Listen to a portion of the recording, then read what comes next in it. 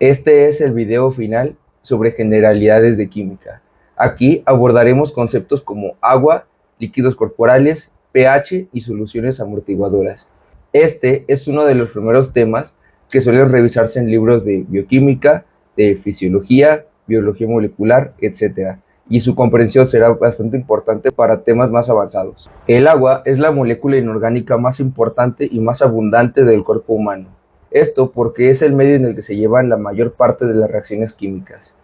Para comenzar, hay que hablar respecto a su distribución. En los humanos, 2/3 de su peso son agua, es decir, alrededor de un 60 a 75% de su peso corresponde a únicamente agua. Esta se puede encontrar dentro de las células, rodeando a las células e incluso en el torrente sanguíneo. Además, esta puede variar por las siguientes condiciones.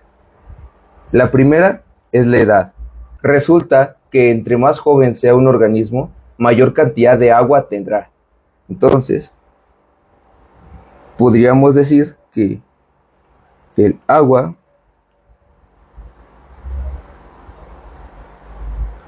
corporal disminuye con el tiempo. No es lo mismo que quieras medir la cantidad de agua de una persona de 25 años a un adulto mayor de 86. El siguiente punto es la composición corporal. Hay que recordar la siguiente proporción. Voy a poner aquí una flecha. Listo. Y hago un músculo. Y imaginando que se ve bien, vamos a decir que la cantidad de agua es directamente proporcional a la cantidad de masa muscular que posee una persona. Entonces, el agua corporal es directamente proporcional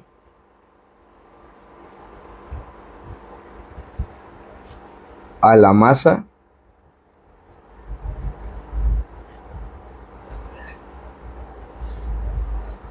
muscular. Esto significa que una persona, entre más músculo tenga, mayor cantidad de agua tendrá. Por otra parte, nosotros podemos dibujar, imaginemos que esto es grasa. Vamos a decir que la grasa es inversamente proporcional a la cantidad de agua. Esto significa que una persona que tiene una mayor cantidad de grasa tendrá menos agua en su cuerpo. Entonces, lo mismo, el agua corporal es inversamente proporcional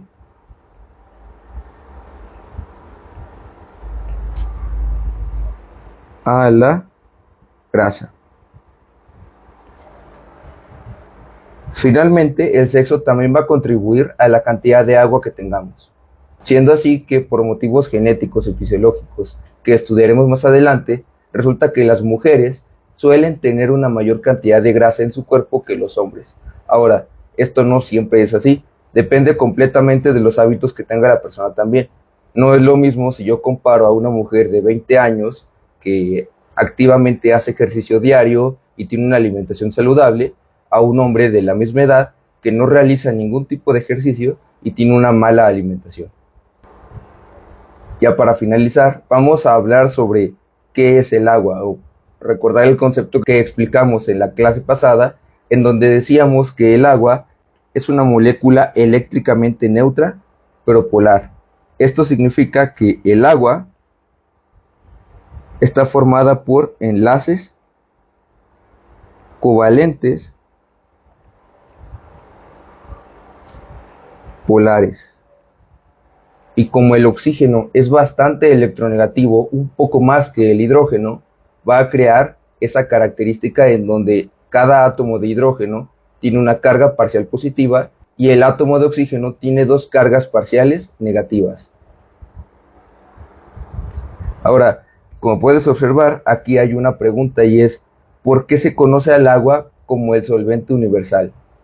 Y para entenderlo, es bien importante que expliquemos qué significa esto del momento dipolar.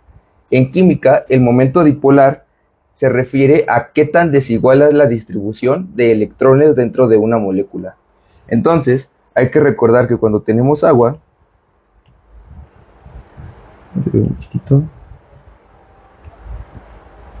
imaginemos que esto es agua, está lleno de agua y cada átomo, cada molécula de agua, se escribe como H2O. El momento dipolar lo vamos a entender de la siguiente forma.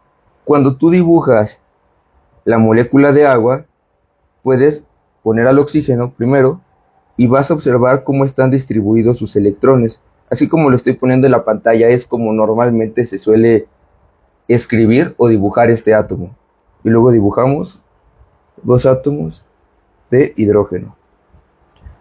Como puedes observar, el oxígeno posee dos electrones arriba.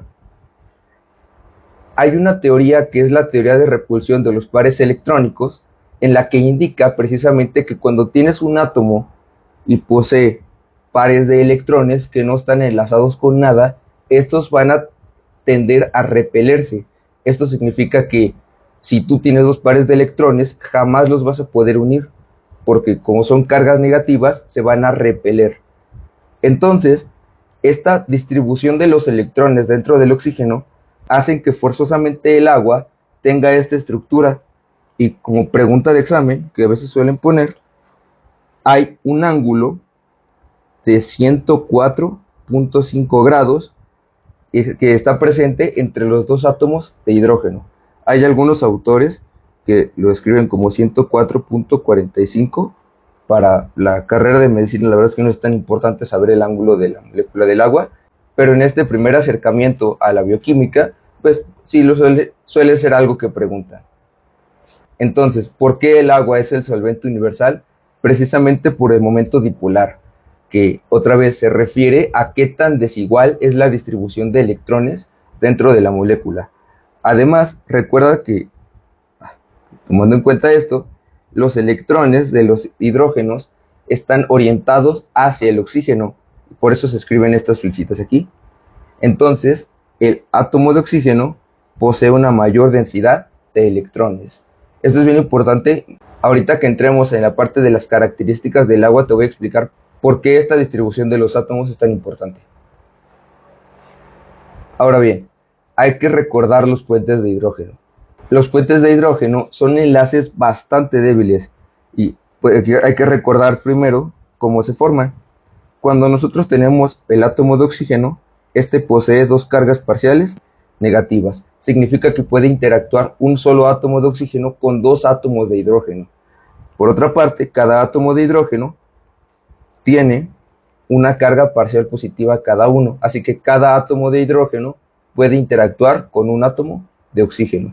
Imagínatelo de la siguiente forma: la molécula de agua, formada por un átomo de oxígeno y dos de hidrógeno, 3, está unida mediante enlaces covalentes polares. Son enlaces bastante fuertes, pero le está dando cierta libertad a cada uno de los átomos de que interactúe con átomos también, valga la redundancia, que están alrededor en el sistema. Esto significa que el átomo de oxígeno y el átomo de hidrógeno pueden coquetear con otros átomos que también están a su alrededor. Entonces, este tipo de enlaces de los puentes de hidrógeno, como describimos anteriormente, duran alrededor de 1 a 20 pico segundos. ¿Cómo que duran 1 a 20 picosegundos? Significa que en 0.000, pongo la coma para no perderme, 0.001 segundos, se rompe y se forma un nuevo puente de hidrógeno. Son bastantes. En un segundo se formarían aproximadamente 1.2 por 10 a la 36 puentes o enlaces de hidrógeno. O enlaces de hidrógeno. Es decir, en un solo segundo, si tú tienes un mol de agua, es decir, 18 mililitros de agua, en un segundo tienes 1 punto, vamos a quitar el punto más bien, tienes 1, 2 y vas a poner 35 ceros.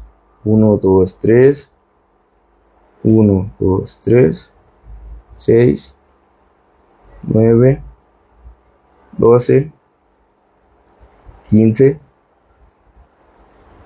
18, 21, 24, 17, 30, 33, 35. Obviamente la anotación como lo escribí está mal, pero es para que te des una idea de la cantidad de puentes de hidrógeno que se formaron y se rompieron en un mol de agua en solamente un segundo.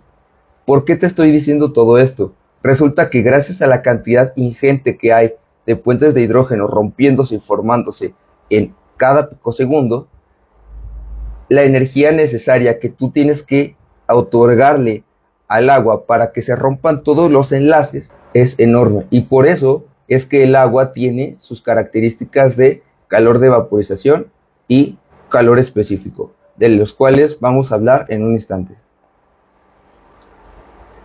Respecto a las propiedades del agua, vamos a comenzar desde las más básicas a las más importantes o características dentro de la carrera. Las organolépticas, yo no recuerdo que me lo hayan preguntado, pero hay que tenerlas en cuenta. Son 3. El agua no tiene sabor.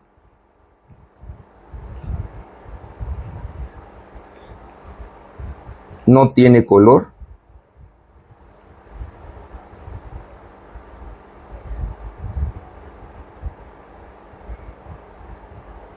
Y no tiene olor. No tiene olor. Antes de que se me olvide, recuerda que las propiedades organolépticas son aquellas relacionadas con los sentidos. Por ejemplo, con el sabor, el gusto, el color, la vista, y el olor, pues, el olfato. Ahora sí vamos a hablar de la importancia de los puentes de hidrógeno con el calor específico y el calor de vaporización. Ambas propiedades se relacionan con la capacidad de termorregulación de la sustancia. El calor específico es la cantidad de calor necesaria para elevar 1 grado Celsius un gramo de sustancia. Y tiene un valor de 0. Por otra parte, el calor de vaporización es la cantidad necesaria que tú tienes que administrar de calor para cambiar la fase líquida de una sustancia hacia la fase gaseosa. También 1 gramo de dicha sustancia. Y esta tiene un valor de 100 grados Celsius. Entonces, lo que tú debes entender otra vez es que ambas propiedades están relacionadas con la capacidad de termorregulación.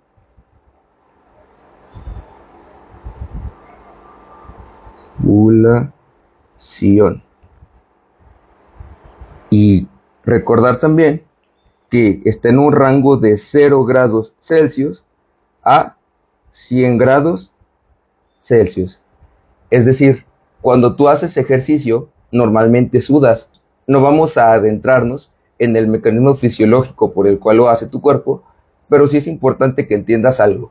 Cuando tú sudas, estás haciendo que la cantidad de agua que tú tienes en el cuerpo salga al exterior. Vamos a hacer un dibujo de una persona. Imagina que eres tú y estás corriendo. Saliste al parque y estás haciendo bastante ejercicio y estás a 40 grados en el exterior. Cuando tú estás haciendo tanto ejercicio, aumenta la temperatura interna de tu cuerpo. Vamos a poner una T de temperatura. Eso significa que la cantidad de calor que tiene tu cuerpo en ese momento es demasiada y puede provocarte daños irreversibles. Entonces tu cuerpo aquí encuentra una forma de sobrellevar este calor y disiparlo. Lo que va a hacer es incrementar la cantidad de agua que hay en tu cuerpo que se manifiesta como el sudor. Resulta que el agua es bien especial porque puede absorber una gran parte del calor. Imagínate, vamos a inventar unidades. Tú tienes 100 unidades de calor. Tu cuerpo desde el hipotálamo dice, oye, si yo llego a 102 unidades de calor, voy a empezar a fallar. No puedo llegar a 102 unidades de calor. Entonces, le dice al resto de tu cuerpo y le dice a tus glándulas sudoríparas que secreten ese sudor. Cuando comienzas con la secreción de sudor, imagínate que estás envolviendo tu cuerpo en literalmente agua. El cuerpo, al detectar esa agua, le va a transferir el calor, que ya le estaba transfiriendo al ambiente, pero al transferírselo al agua es mucho más eficiente. Y en cuestión de minutos, esas 100 unidades que tenías de calor pasan a ser, por decir un ejemplo, 50 unidades de calor. Entonces, una de las características que tiene el agua es que va a ayudar a que tu cuerpo se enfríe y no tengas un problema grave al aumentar la temperatura. Finalmente, también con el calor específico, hay que recordar el límite de 0 grados Celsius. Normalmente los humanos no estamos expuestos a temperaturas tan bajas. Esto significa que tiene la tolerancia suficiente para que disminuya la temperatura y no nos congelemos. Porque no es conveniente, lógicamente, que se congele nuestra sangre o el agua que está dentro de las células o alrededor de las mismas. La tensión superficial. Aquí no nos vamos a adentrar tanto, pero se relaciona con dos funciones, de soporte y de amortiguación. Es decir, nosotros sabemos que nuestro cerebro, y está dentro del cráneo. El cerebro está rodeado por una capa de líquido cefalorraquídeo, que al fin de cuentas es agua con otros componentes que ahorita no nos interesan. Cuando tú te golpeas la cabeza, imagina que tu cerebro fuera directamente contra el cráneo. En ese momento podrías morir porque el impacto sería tan fuerte que haría que tu cerebro se aplastara como una gelatina. Lo que hace el agua, en este caso el líquido cefalorraquídeo, es amortiguar el golpe que se dio tu cerebro con el cráneo y evitar que ese golpe sea fatal. Debes de recordar que hay dos fuerzas implicadas en esta propiedad del agua. La propiedad de cohesión y la adhesión. La cohesión se refiere a la capacidad de una sustancia a unirse con una sustancia del mismo tipo. Es decir, fuerza que une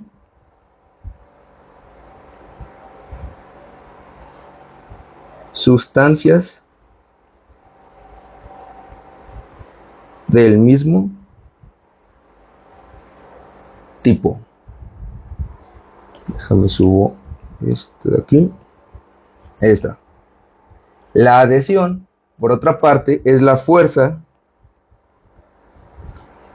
que une sustancias diferentes.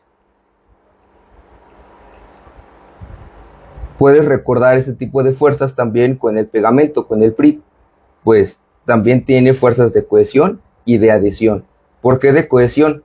Para que se mantengan unidas las moléculas que componen el pegamento, y la fuerza de adhesión, porque cuando tú le pones el PRIT, por ejemplo, a una hoja y la quieres pegar en tu pared, se va a mantener unida. Entonces ahí, solamente recortar un pedazo de papel y pegarlo en tu pared, estás utilizando las fuerzas de cohesión y de adhesión, que otra vez también están presentes en la propiedad de tensión superficial del agua. Finalmente vamos a hablar sobre la capilaridad, que se relacionan con la capacidad que tienen las moléculas del agua de subir por tubos capilares bastante pequeños. Es decir, imagina que tú tienes, dibujo bien aquí, acá, vamos a guardar un poquito, tienes un tubo bastante pequeño y tienes agua. Esa agua va a tener la capacidad de subir lentamente por el tubo capilar en contra de la gravedad. Esto es bien importante también en el cuerpo. A pesar de que, si recuerdas, tenemos el corazón que funciona como una bomba, cuando estamos en lugares bastante bajos, como en los pies y en las piernas, la fuerza que tiene esa bomba pues ya no es la misma. Recuerda que el corazón no se encarga de mandar siempre el mismo volumen de sangre, se encarga de que las presiones se mantengan siempre iguales. Entonces, cuando estamos en los pies, déjame dibujar un pie pequeño.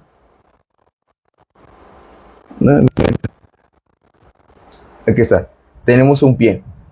Y a ese le vamos a dibujar unas venas, pero ¿de qué color? Vamos a poner unas venas verdes para el dibujo. En estas venas, se me feo, se dibujar así nada más. Listo. Las venas sí tienen presión y tienen válvulas que ayudan a que suba la sangre. Sin embargo, a veces necesitan ayuda.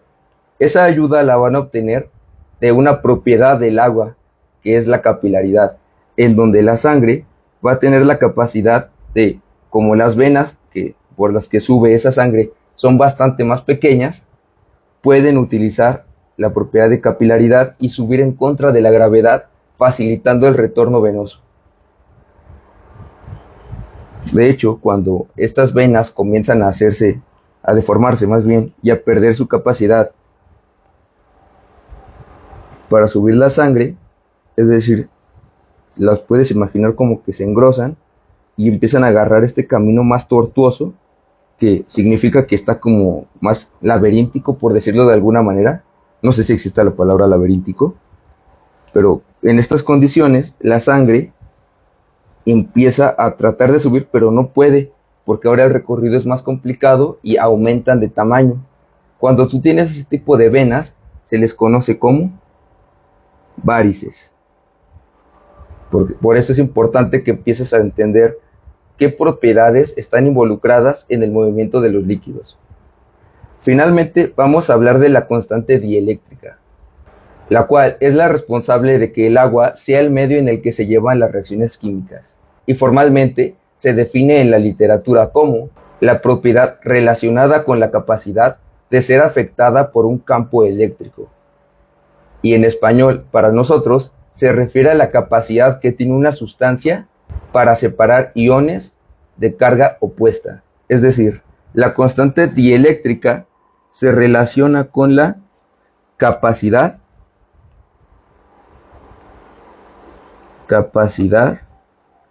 de solvatación. Y para que no se vuelva algo complicado, vamos a dibujar una molécula de agua y vamos a agregarle las cargas parciales que tiene cada región de la molécula. Listo. Entonces, otra vez, aunque suene repetitivo, el átomo de oxígeno tiene dos cargas parciales negativas y cada átomo de hidrógeno posee una carga parcial positiva. Ahora, imagínate que tienes una jarra de agua y le agregas sal, que tiene la estructura de NaCl. Si recuerdas, en el video pasado te dije que este tipo de compuestos estaban formados mediante un enlace iónico, porque el sodio es un metal y el cloro es un no metal. Y cuando tú escribías los iones de la molécula, el sodio era un átomo con carga positiva y el cloro era un átomo con carga negativa. Lo que te dice la propiedad de la constante dieléctrica se refiere básicamente a lo siguiente: cuando tú agregas sal dentro de la solución acuosa, el agua va a tener la capacidad de separar el ion sodio del ion cloro. Es decir, ahora ya no es cloruro de sodio, ahora son iones de sodio por un lado e iones de cloro por el otro lado. ¿Cómo lo logra? Según esta propiedad, voy a dibujar únicamente la molécula. Todos los átomos de sodio van a quedar rodeados por los átomos del oxígeno de esta forma que estoy dibujando. Déjame, lo muevo un poquito más, se ve medio feo. Ahí está. Y volvemos a dibujar. Y listo. El átomo de sodio quedaría rodeado por las moléculas de agua de esta forma, y con el cloro pasaría exactamente lo contrario. Nada más déjame mover un poquito aquí para tener espacio y dibujar bien. Y aquí. Ahí está. Cloro. Dibujar la molécula del agua. Y vamos a poner al cloro rodeado de todas las cargas parciales positivas de los hidrógenos involucrados aquí. Y listo. La capacidad de solvatación que tiene la molécula de agua está relacionada con la constante dieléctrica, que podemos entender formalmente como la capacidad de una sustancia para ser alterada o modificada ante la presencia de un campo eléctrico. Y para nosotros mide la capacidad de un solvente para separar iones con carga opuesta. En este caso, el ion sodio con carga positiva, que queda rodeado por átomos de oxígeno con cargas parciales negativas, y el cloro con carga negativa, que queda rodeada por átomos de hidrógeno con cargas parciales positivas cada uno. Hay un tema que me gusta mucho, que es el de la autoionización del agua, y es que resulta que a 25 grados Celsius, que se conoce como temperatura estándar, vamos a poner 25 grados Celsius, el agua puede hacer un proceso que se conoce como autoionización. Autoionización, proceso que se puede entender mediante dos formas.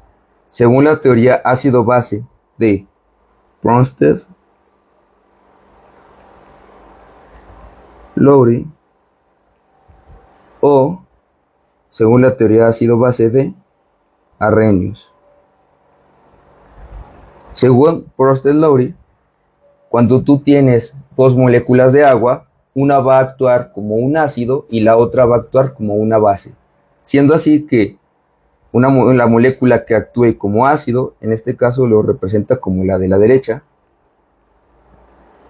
es decir, H2O y H2O.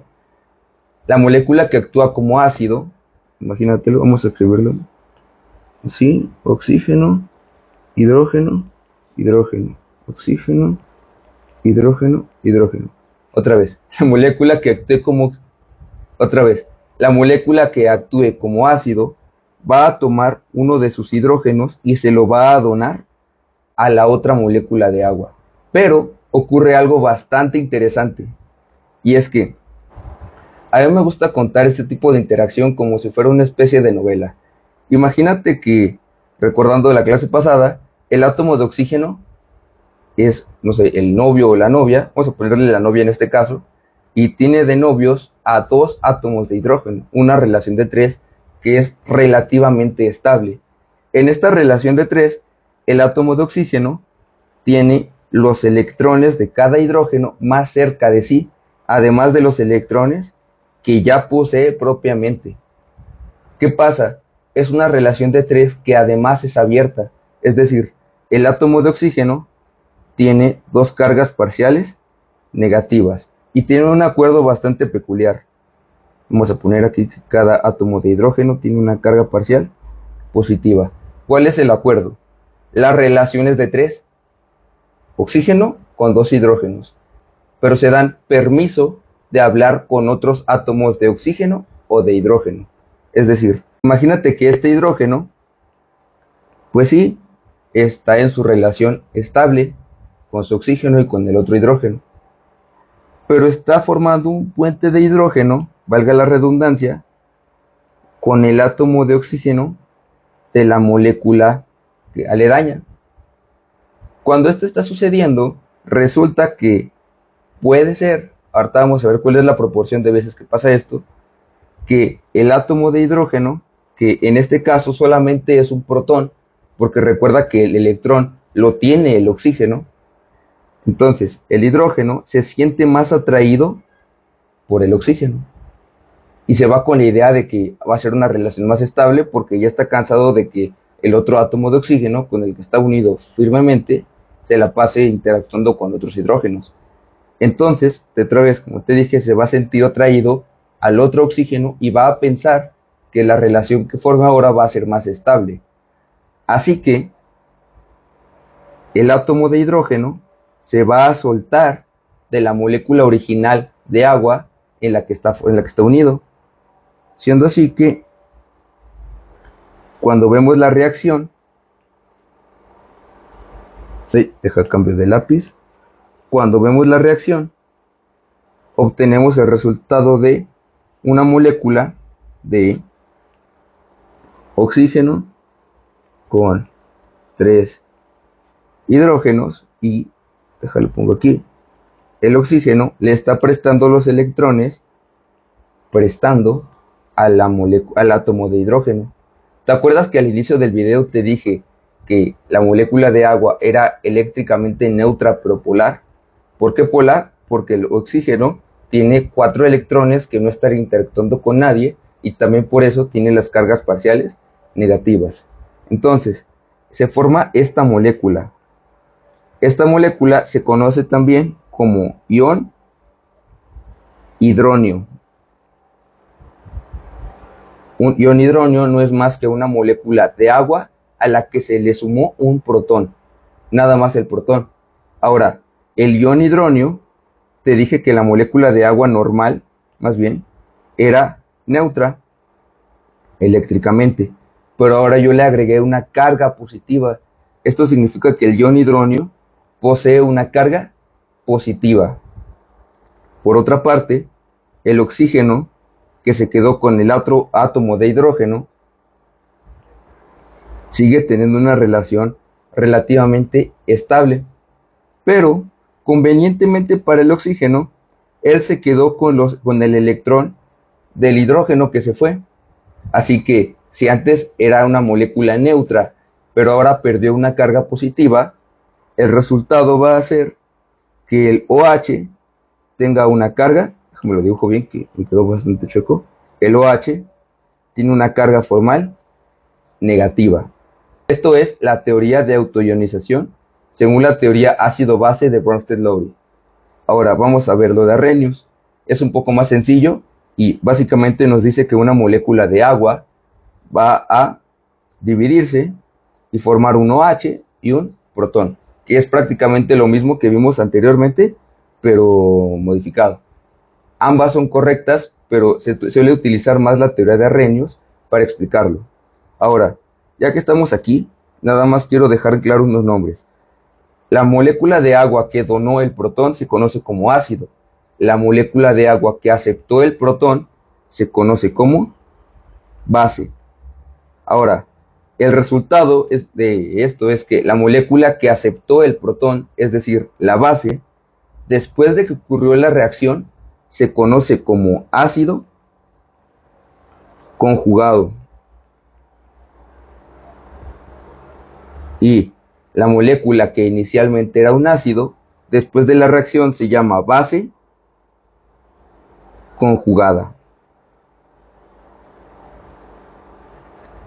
Y ahora sí, viene lo importante. Te dije que estamos a una temperatura de aproximadamente 25 grados Celsius. A esta temperatura, si yo tuviera, por decirlo, 100 millones de moléculas de agua, solamente 18 llevarían a cabo este fenómeno. Y si es tan poquito, ¿por qué es importante que lo conozcamos? Bueno, resulta que siguiendo con el modelo de Arrhenius, que lo que libero es el hidrógeno, nosotros podemos entender algo. Cuando tenemos una solución de agua pura, este fenómeno ocurre muy pocas veces y nos puede ayudar a entender algo que se conoce como el producto iónico del agua. Es decir, nos dice que el H2O, vamos a obtener el producto iónico. La K es por la constante, la W por cómo se dice agua en inglés. Y KW nos dice lo siguiente, que la cantidad de iones hidroxilo, es decir, OH,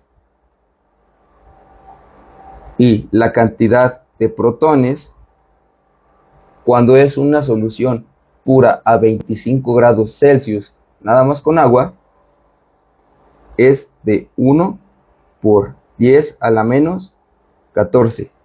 ¿Por qué sucede esto? Otra vez, a 25 grados Celsius, a 25 grados Celsius, a una atmósfera, que son las condiciones estándar o normales,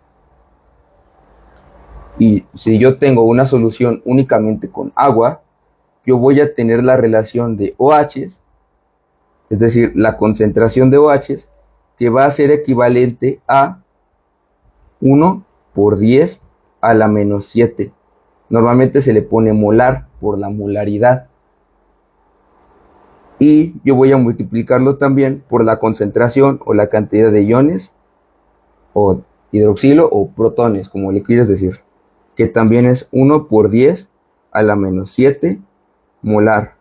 Y si recuerdas, cuando llevaste, no me acuerdo, pero no de preparatoria, cuando leíste, pero en la preparatoria, cuando viste las leyes de los signos, cuando tú multiplicas estos exponentes, tienes como resultado 1 por 10 a la menos 14, en este caso, molar. Y eso es el producto iónico del agua.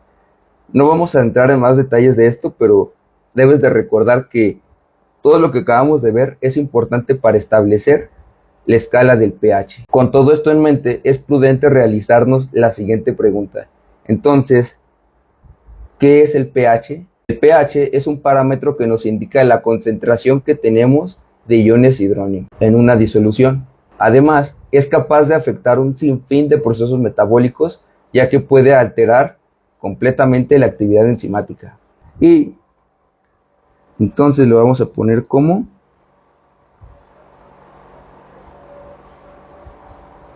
parámetro que indica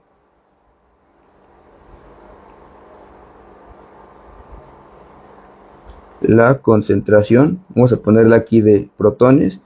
La verdad es que, mira, para fines prácticos, tú puedes escribir H más como protones, que estaría siguiendo la teoría de Arrhenius, o H3O también positivo, y estarías diciendo prácticamente lo mismo, pero haciendo alusión a la teoría ácido-base de Bronsted-Lowry.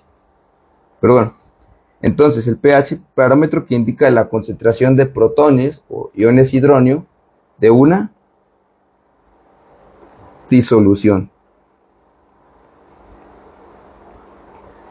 Y la fórmula que se utiliza para calcular el pH es pH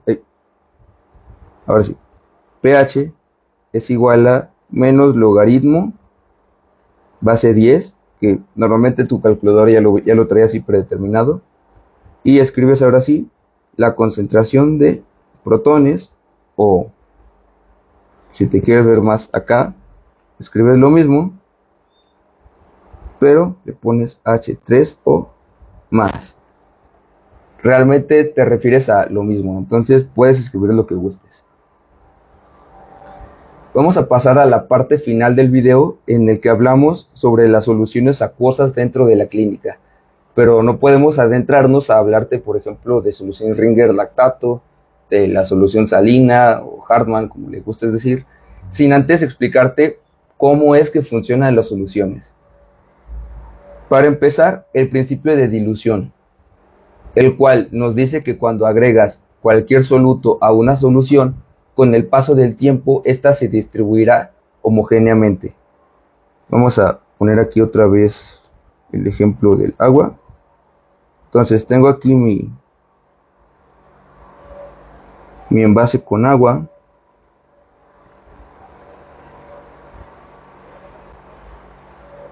Ahí está. Tengo el envase con agua. Y a este envase con agua yo le agrego, vamos a ponerle aquí pelotitas nada más para explicarlo. Le agrego una caja llena de pelotitas.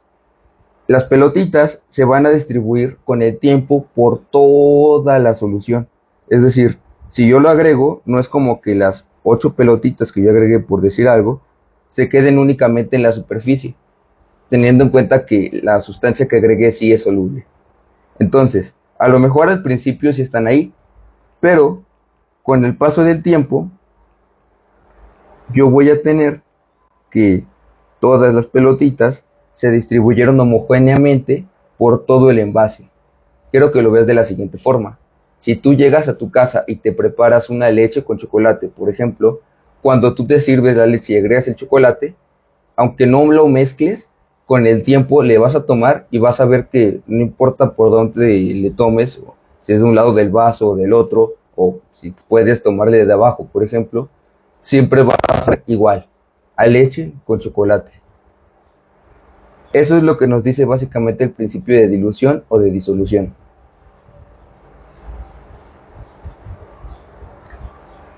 Y esto va a ser importante para hablar sobre el siguiente tema, la concentración. Antes de hablar de todas las características de las concentraciones, en la fórmula yo normalmente escribo concentración así, con dos corchetes. En muchos libros de bioquímica y de fisiología vas a ver que se escribe de esta forma. Lo que me importa que entiendas es la relación que existe entre la concentración, el soluto y el solvente. Yo voy a decirte que el soluto es directamente proporcional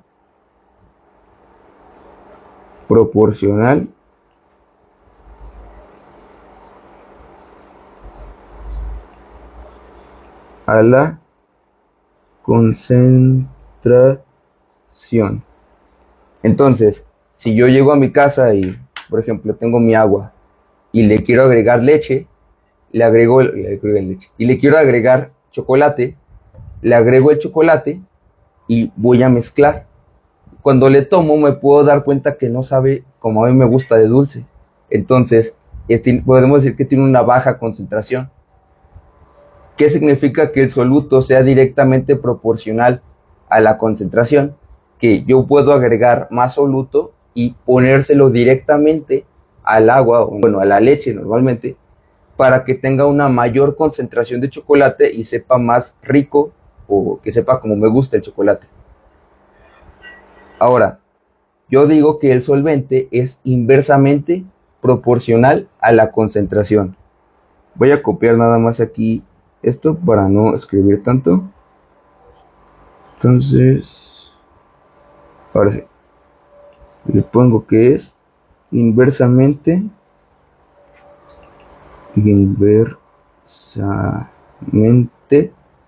proporcional a la concentración. Es decir, yo me distraje y le puse, en lugar de 2 cucharadas de chocolate, le puse 5 cucharadas. Le pruebo y ahora está bastante dulce mi agua. Lo que voy a hacer ahora es tratar de diluir mi leche con chocolate para que no sepa tan dulce. Yo no le puedo quitar el chocolate porque ya se diluyó dentro de mi envase. Lo que sí puedo hacer es agregar más leche, es decir, agregar más solvente. Cuando tú agregas más solvente, vas a hacer que la concentración disminuya. Recapitulando, el soluto es directamente proporcional a la concentración. Si yo tengo la leche y le agrego más y más y más soluto, es decir, chocolate, va a aumentar la concentración y por ende mi agua, mi leche con chocolate va a saber más dulce. Si yo quiero que disminuya la concentración, voy a agregar más solvente porque el solvente es inversamente proporcional a la concentración. Entonces así, mi leche con chocolate va a saber un poco menos dulce o más agradable dependiendo de tu gusto. Esto lo vas a recordar porque todas las fórmulas que vas a ver de estequiometría dentro de la carrera, ya sea para molaridad, que recuerdas que se escribe como moles sobre litro de solución, o como gramos sobre peso molecular por litro de solución. Para la molalidad, que es moles sobre kilogramo de solución, o lo mismo, gramo sobre peso molecular por kilogramo de solución. Para la normalidad, que es equivalentes gramo sobre litros de solución. Vamos a quedarnos con estos tres por el momento. Y lo mismo, molaridad es una forma de decir que algo tiene concentración. Se dice concentración molar o molaridad. Y mide la cantidad de moles que yo tengo en un litro de solución. Lo mismo, M es la concentración. La N, que son los moles, es el soluto. Y los litros son el solvente. La M de molaridad es prima o hermana de la molaridad y nos dice la cantidad de moles que hay en kilogramos de disolución. Y lo mismo, M es lo que yo te puse aquí con los corchetes. Los gramos, los moles, el soluto y el solvente se mide aquí en kilogramos.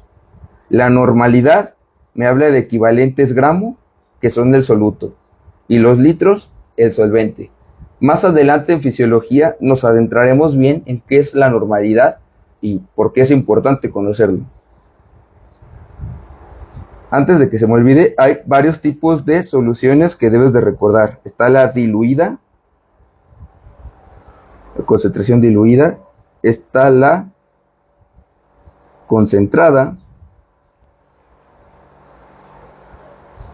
la saturada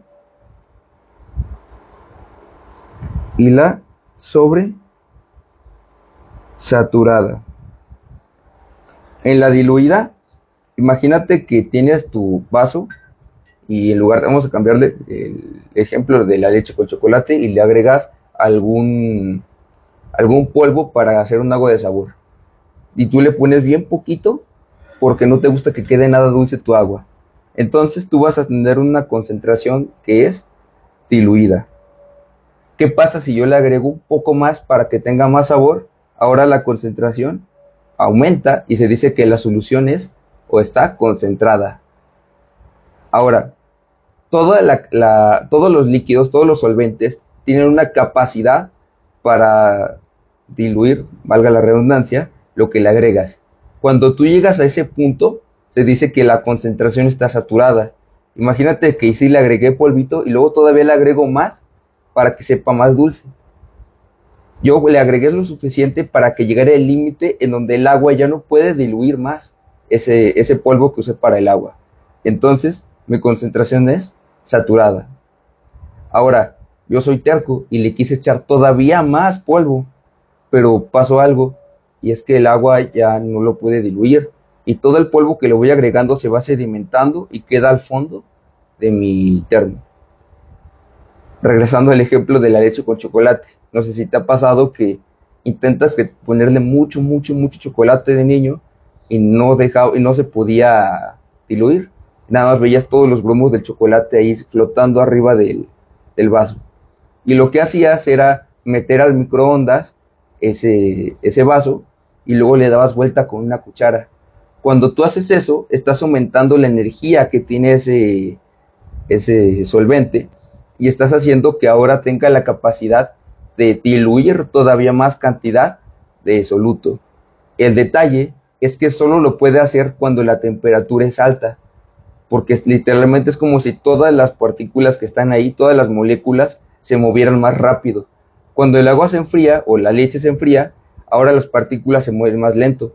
Es por eso que cuando te acababas tu leche con chocolate, al final veías que quedaba como una especie de capita, como de chocolate, pero cristalizado, que era precisamente porque tu concentración estaba sobresaturada y al disminuir la cantidad de energía, es decir, la cantidad de calor que tenía el sistema, ya no pudo diluir eso que tenía y se sedimentó.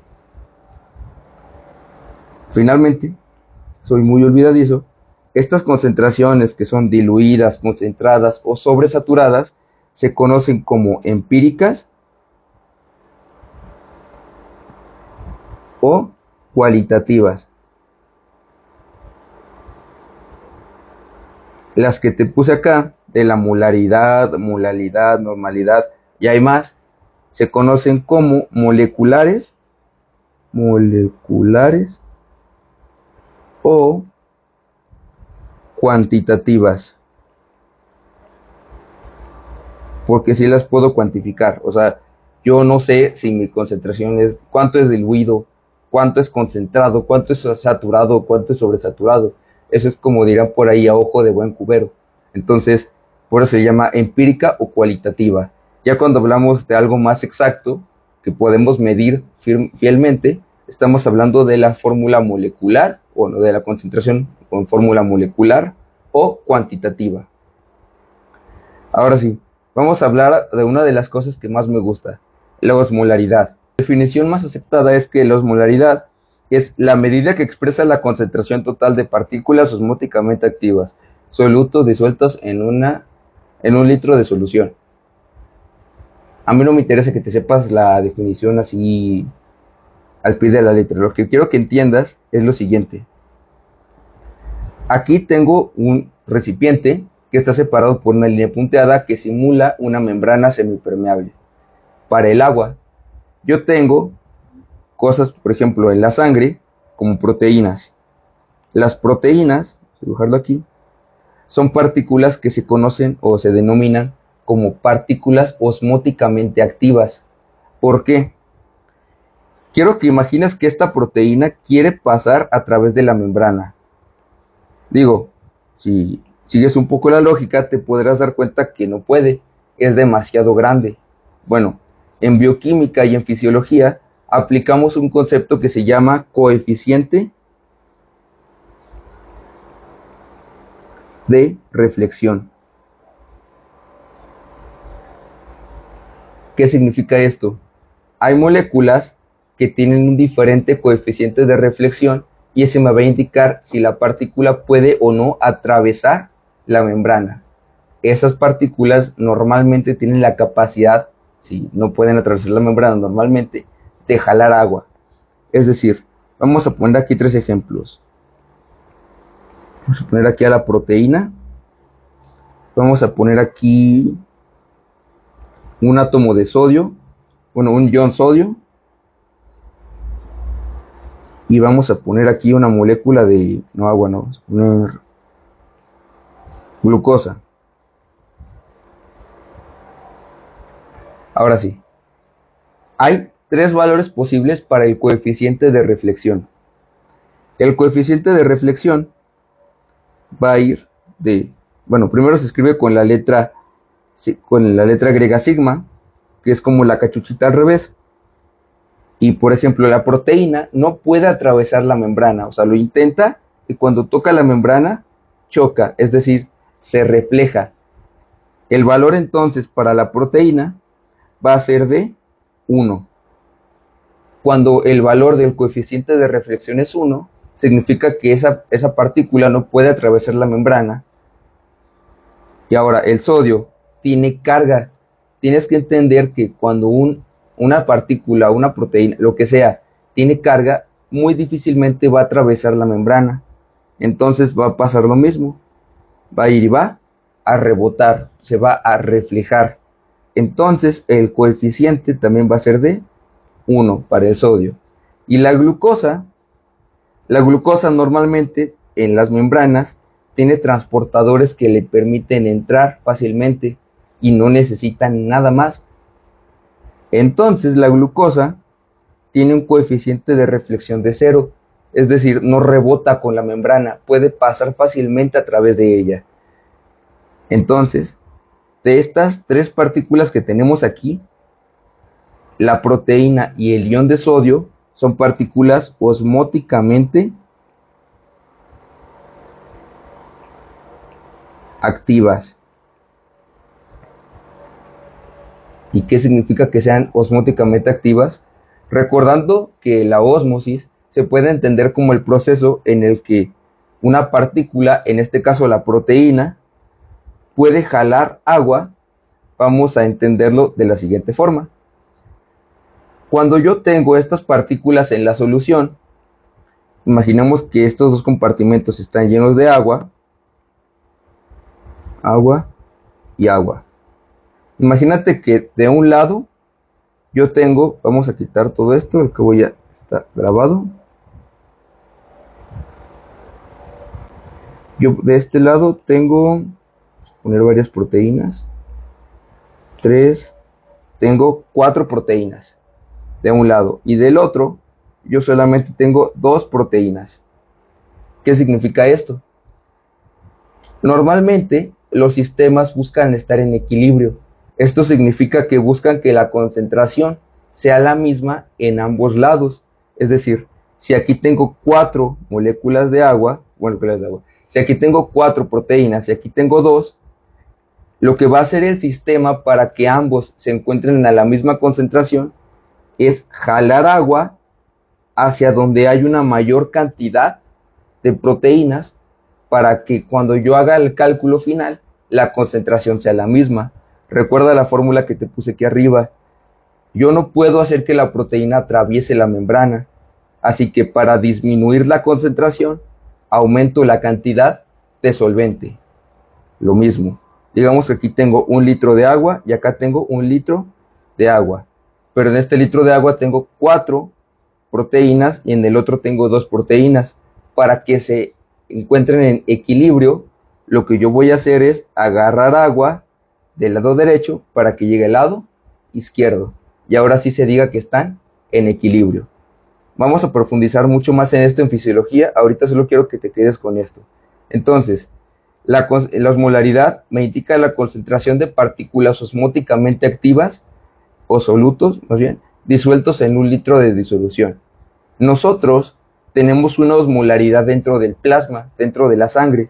Esa osmolaridad es de 290 más menos 10 miliosmoles sobre litro. Es decir, en 1 litro de sangre, nosotros, vamos a ponerle aquí 1 litro de sangre, nosotros tenemos 0.280 a 0.300 osmoles, que dicho de una forma bastante burda, significa que tenemos 0.280 proteínas o 0.300 proteínas. Un osmol, puedes verlo como en este caso la proteína. Es esa partícula que va a jalar el agua. Entonces, ¿qué debes de recordar? Que la sangre normalmente se encuentra con una osmolaridad de 290 más menos 10 miliosmoles sobre litro. Algunos autores te lo van a decir como, no, que la osmolaridad va de 285, por decir algo, a 295 miliosmoles sobre litro. No importa, aunque recuerdes que el rango va de 280 a 300, está más que perfecto. Y bueno, ¿por qué me importa todo eso? Aquí viene lo importante. Vamos a hablar de la propiedad de la tonicidad. La tonicidad, como dice aquí, se refiere a la capacidad que tiene una solución extracelular. Ahora sí, las soluciones que vas a ingresar al paciente para mover agua hacia adentro o hacia afuera de la célula y por ende alterar su volumen. En la práctica se utilizan muchas veces soluciones que contienen cloruro de sodio y glucosa. Y bueno, cuando tú administras cloruro de sodio, el cloro lo mandas a volar, no nos importa en este momento, pero si te quedas con el sodio, que si recuerdas, una de las propiedades de la constante dieléctrica del agua es que te da la capacidad de separar el cloruro de sodio en iones de sodio y de cloro. El sodio no tiene la capacidad de atravesar la membrana por su cuenta. Entonces, lo que va a hacer el sodio, imagínate que aquí estás en el líquido extracelular, es decir, afuera de la célula, y acá tienes el líquido intracelular. Nosotros sabemos que tenemos una concentración bastante baja. Ahora sí. Tenemos una concentración de sodio dentro de la célula bastante baja. Muchísimo. Por eso le puse 3 flechitas abajo. Y afuera de la célula tenemos una cantidad bastante alta de sodio. ¿Esto por qué es importante? En el plasma, lo que va a hacer el sodio es jalar agua hacia el torrente sanguíneo para mantener también la presión arterial. ¿Por qué esto nos importa? Porque si tú administras una concentración que tiene muchísimo sodio, lo que vas a hacer es hacer que jale agua. Y ahorita vamos a ver qué significa eso en otros términos. La glucosa. La glucosa, por otra parte, se utiliza en sueros en los que no quieres administrar muchísimo sodio, porque puedes alterar precisamente el volumen intracelular y extracelular. Y entonces, como la glucosa te dije que, aquí en este dibujo, entra mediante transportadores a la célula, realmente no influye si tu concentración de glucosa es más alta dentro de la célula o afuera. Luego, sí influye, pero eso se ve mucho más adelante. Ahora sí, ya para fines prácticos, nosotros tenemos varios tipos de soluciones. La isotónica, que otra vez va entre 285 a 295 miliosmoles sobre litro, y son, por ejemplo, la que has escuchado como solución salina, la Ringer lactato, o de Hartmann, que es la misma, el Hartmann con M, vamos a ponerle así, la de Hartmann. Y lo importante de estas es que, imagínate, vamos a poner aquí un eritrocito.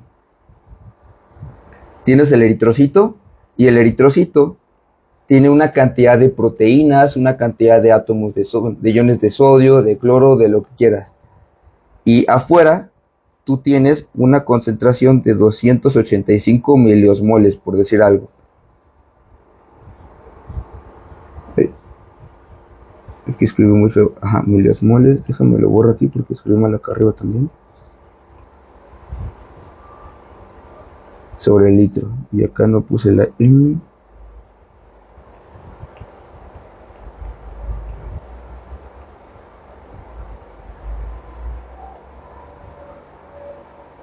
Está.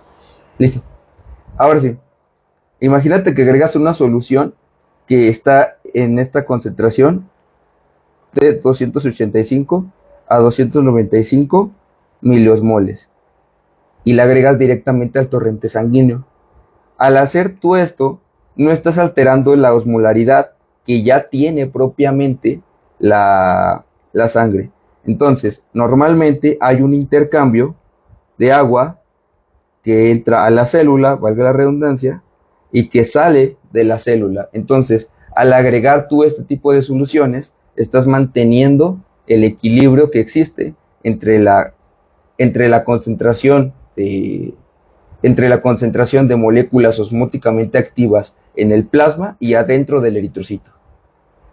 Por otra parte, tenemos soluciones que se conocen como hipotónicas, que tienen una osmolaridad menor de 285 miliosmoles sobre litro.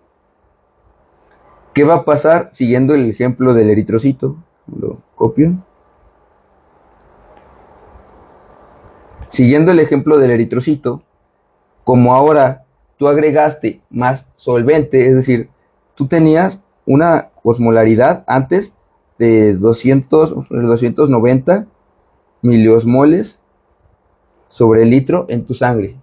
Ahora, como yo agregué una solución hipotónica, es decir, con una osmolaridad menor, podríamos decir que yo agregué técnicamente más solvente. ¿Qué significa esto? Que al agregar más solvente, estoy diluyendo la sangre. Al yo diluir la sangre, estoy disminuyendo la osmolaridad que tenía anteriormente. Imagínate que de 290 ahora bajó a 250 miliosmoles sobre litro. ¿Y qué es lo que voy a hacer? Voy a ocasionar que ahora el eritrocito tenga más partículas como proteínas que jalen agua. Entonces el eritrocito, para ayudar a compensar este cambio de la osmolaridad, que siempre se mantiene en un rango muy específico, va a empezar a jalar más agua de la que sale. H2O, H2O, y acá digamos que el flujo hacia afuera se va a detener. Y el resultado va a ser que el eritrocito aumente de tamaño y pierde esa forma que tiene normalmente, que parece como un disco. Este fenómeno puede conducir a que el eritrocito se rompa. Cuando el eritrocito se rompe, se denomina lisis celular, que se rompió la membrana porque se hinchó tanto como un globo cuando lo llenas tanto de agua que explota. Ahora, ¿por qué se utilizan entonces las soluciones hipotónicas? Verás, hay condiciones en las que esta osmolaridad, que te dije al inicio que era de 290, está modificada. Por ejemplo, hay dos condiciones. La cetoacidosis diabética, déjalo borro. Cetoacidosis diabética. Hablaremos más de ello cuando veamos cuerpos cetónicos, pero es una de las condiciones en las que se administran. O hipernatremia. Hipernatremia, que se escucha muy feo, pero básicamente significa que yo tengo más sodio del que debería dentro de la sangre. Si recuerdas, te dije que el sodio está en una concentración elevada en la sangre, es decir, fuera de la célula. Pero ¿qué pasa si aumenta todavía más? Te dije que el sodio jala agua, entonces está jalando demasiada agua dentro de las células. Eso es malo. Entonces, cuando yo agrego este tipo de soluciones hipotónicas, lo que estoy haciendo técnicamente es disminuir la concentración del sodio porque estoy agregando solvente. Digo, el ejemplo que te puse al inicio parece algo dramático y peligroso, pero si se administra en estas condiciones, está salvándole la vida a alguien que podría morir precisamente por la hipernatremia o por la cetoacidosis diabética. Finalmente tenemos las soluciones hipertónicas. Bueno, olvidé mencionar que para las hipotónicas existen dos soluciones principales, que es la solución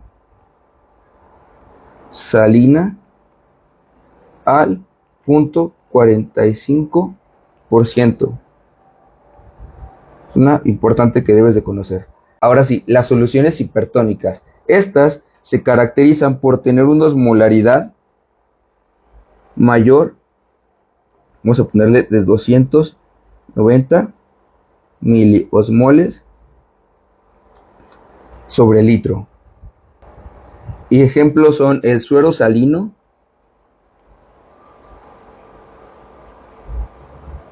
al 3%. Recuerda que normalmente el que es isotónico está al 0.9%, o sea, el 3% es bastante elevado. O suero glucosado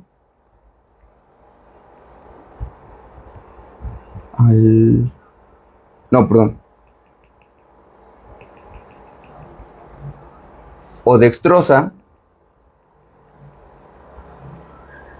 al 5%. Y regresando con el ejemplo del eritrocito, voy a copiar este y hacerlo más chiquito, ya no me cabe. Ahí está. Vamos a mover esto un poco para que haya más espacio. Ahí está. Listo. Entonces tengo el eritrocito y tengo una concentración en plasma de 280 miliosmoles sobre litro, es decir, estoy normal. Resulta que las soluciones hipertónicas tienen la capacidad de, es como si tú resulta que las soluciones hipertónicas es como si tú agregaras más soluto a la concentración. Entonces, lo que va a hacer una solución hipertónica es aumentar la osmolaridad. Y por poner un ejemplo, imagínate que llegas al hospital y llegas al hospital y te administran ese tipo de soluciones. Y si no tienes nada, tu osmolaridad, que ya era normal, puede pasar de 280 miliosmoles hasta, vamos a poner un ejemplo exagerado, 350 miliosmoles sobre litro. ¿Qué es lo que sucede aquí con el eritrocito? Te dije que la osmolaridad la podías entender como, en este caso, que yo aquí tenía más proteínas afuera que adentro, o de un lado respecto al otro. Es decir, aquí tengo 4 proteínas y aquí tengo 2. Cuando yo ahora aumenté la osmolaridad, digamos que ahora estoy en el caso de donde tengo más proteínas. Es decir, ahora afuera de la célula, como hay más solutos osmóticamente activos, lo que van a hacer es jalar todo el agua que tiene el eritrocito y no le van a regresar nada. Vamos a copiar aquí, pegar. copiar, copiar y copiar. Al hacer esto, el eritrocito pierde toda su agua y pierde gran parte de su volumen, y el resultado es que el eritrocito se empieza a deformar, su volumen te digo, hasta que ya se muere. Este proceso se denomina crenación. Y cuando el eritrocito cuando el eritrocito le pasa eso, se denomina crenocito.